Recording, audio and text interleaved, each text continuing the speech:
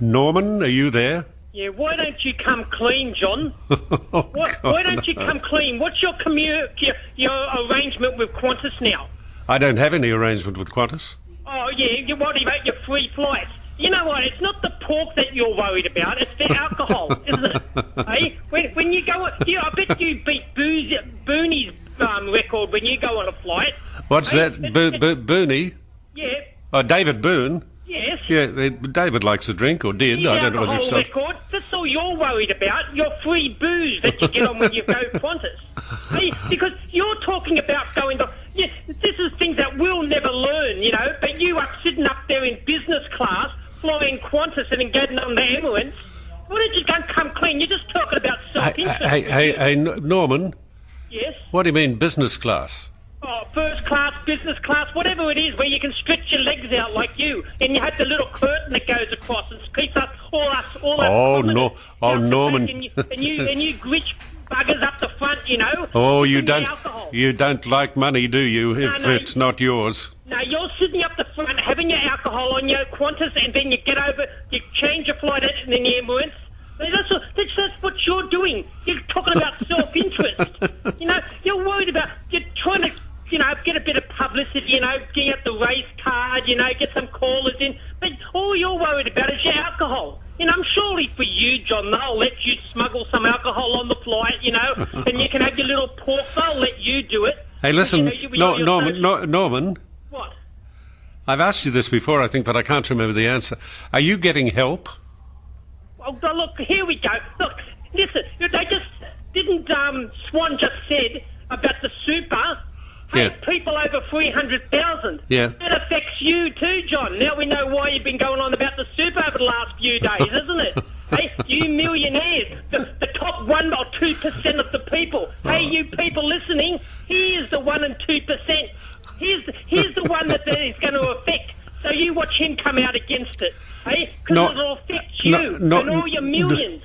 You know what? I wish you turn into like Nathan Tinkler. You know, I hope you have your money in shares or something, and then something goes wrong and you lose all your money. Wouldn't that be fantastic? You'd have to sell Norman, listen, I can sort of put up with you for a while, but I'll tell you something I really hate, and that is envy. And you're an envious little jerk. No, when you have to That's sell, what you are. You're envious. I mean, I started with absolutely nothing and worked very hard to get what I've got. I didn't even do an intermediate certificate or a school certificate.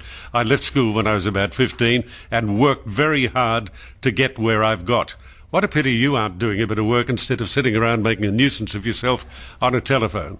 You're an aggravating little piece of work. The violins are going, John. I wish you would have to sell all your cars and all your luxuries, and then you and the princess, you know, down at, you know, Denny's trying to get your clothes out of the second-hand store. Wouldn't that be great? I'd love to see you go out on the poverty line and struggle like the rest of us, instead of you fly. Hey, you've got to go on holidays soon, John. Haven't you been at work for about 8 weeks now, haven't you? Yeah, I think I go on holidays in May, actually. No, what, that long? You have to last that long?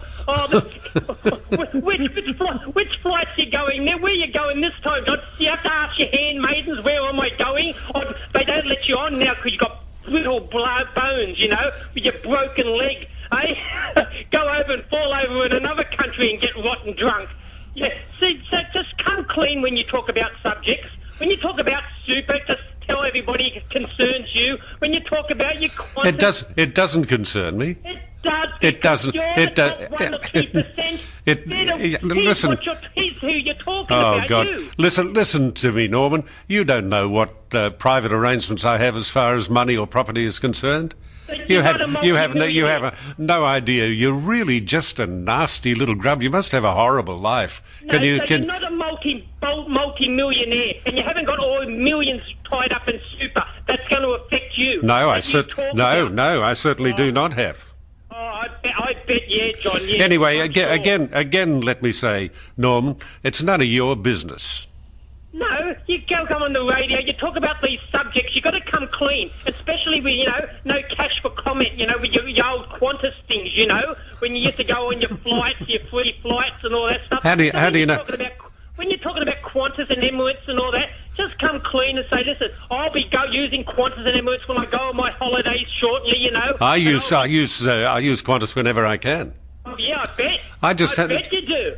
And that's why you're talking about it, isn't it? No, the alcohol in the Emirates and all that sort of stuff. No, I'm talking about Qantas because I happen to like Qantas. I happen to like the people who run it. I have a relation who flies an aeroplane with Qantas. I've been associated with Qantas for a very long time. And I, believe it or not, Norman, you little grub, I am loyal to people. Yeah, and you're talking about, a little while ago you said, the Fiat's a great little car. It is. Expensive. Hey, you can afford it, John. You can afford it. I'm sure after all the years doing ads for them, they'll give you a free one. You don't pay for anything. Hey, they'll give you a free listen, Norman, you're getting a bit dangerous now. When you start to say things like "I don't pay for anything," that's ridiculous. Would you like to see the receipt for the Fiat? Yeah, you've got one. You've got one, John. Of course, I've got one, you idiot. Everybody out there, he's got a Fiat. When do you get to drive that, John? Today. I drove it today. Oh, yeah, so that'll go, so Monday Fiat, Friday the Fiat, Monday the Ferrari, Tuesday the Mercedes-Benz. I haven't got hard, isn't it? I haven't got a Ferrari and I haven't got a Mercedes-Benz. You say the other day, you can only drive one car, but it must be hard to pick which one you're going to drive. Sometimes it is. I don't deny the fact that I've got more than one motor car. I love motor cars, and as I've said to you, Norman, you really are an unpleasant little man. Although I've been led to believe that you're not really little. Out of interest, what do you look like? Like I said before, I'm more good-looking than you are. Well, most people are. And that doesn't take much, I'm telling you. No, okay? Well, that's what I said. Most people are better looking than I am. I'm no oil painting. I'm the first to admit it. No oil painting? Yeah, okay. Listen, so when you go into your garage in the morning and you scour over all your cars, how do you pick a car, John? Hey, everybody out there, listen to this. How do you pick a car? Well, I don't know. It depends. If it's a sunny day, I might take one particular car. If it's a rainy day, I might take another. Oh, isn't this pathetic? It really is. And you're talking about you're all going on a holiday, in your Emirates and having your alcohol and talking about all the, you talk about the common man and you really are pathetic. You really are. No, Norman, you've got it wrong, Norman. You're the pathetic one. You are unbelievably pathetic. You're a weak little jerk who's envious of anybody who's made a success of their life because you're incapable of making a success of yours. Now, would you please go away?